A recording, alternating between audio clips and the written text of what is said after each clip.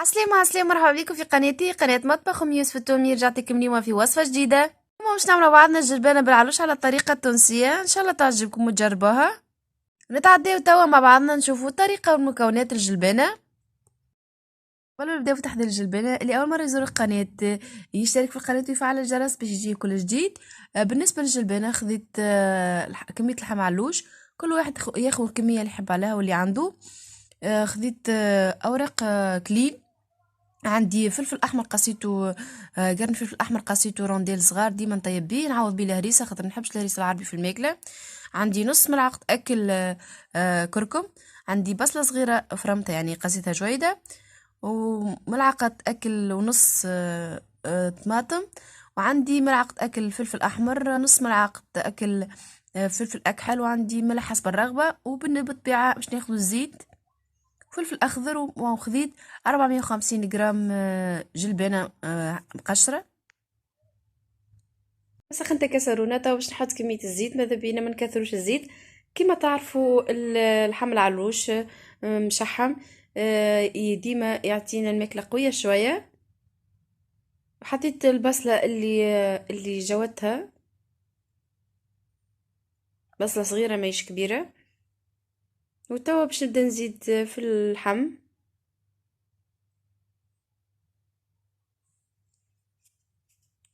نفوحوا اللحم نتاعنا بالكركم، ونزيدوا ريقات كليل. الكليل راهو يبنن اللحم بالباهي. ونزيد الفلفل اللي قصيته رونديل صغار. كما نطيبوها على نار متوسطه كما قلت لكم، راهي الماكله تجي بنينه برشا.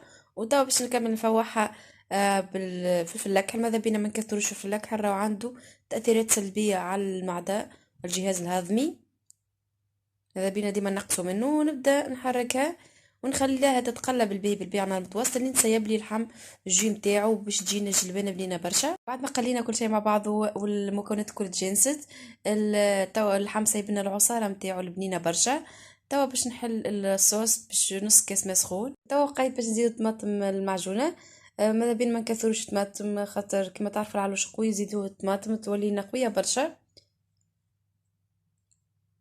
ونحركها بالباهي لين نتخلص من القروسيه نتاع الطماطم. توا بعد ما قليت الطماطم بالباهي وتاكدت لي تخلصت من القروسيه نتاعها، توا باش نزيدها الفلفل الاحمر والملح.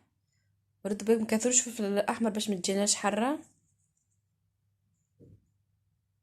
دوب نحرك شويه وديما على نار متوسطه كما قلت لكم.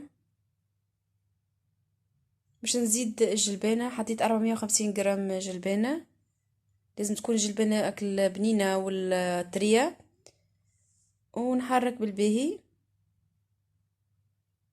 وتوا باش قبل ما سخون، بالنسبه لي استعملت 1 لتر وربع مسخون.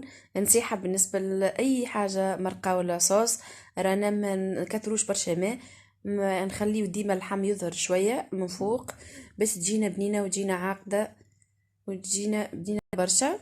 توا باش نحركها ونخليها تطيب على نار متوسطه، نغطيها ونخليها تطيب على نار متوسطه. ومن بعد قبل ما تطيب يعني ب3 دقائق ولا 4 دقائق باش نحط الفلفل ونوريكم كيفاش جاتنا النتيجه النهائيه ان شاء الله. ما شاء الله كما تشوفوا توا الجلبانه عقدت وهو قرد زيتها. توا بقى لي باش نزيد القرينه الفلفل الاخضر باش نقص النار تولي لي هاديه ونغطاها ونخليها لين تقر زيتها ويذبل لي الفلفل شويه. توا كما تشوفوا الفلفل ذبل شويه والجلبانه حضرت. توا باش نمشيو نعملوا مع بعضنا الدريساج فينال ونوريكم النتيجه النهائيه ان شاء الله.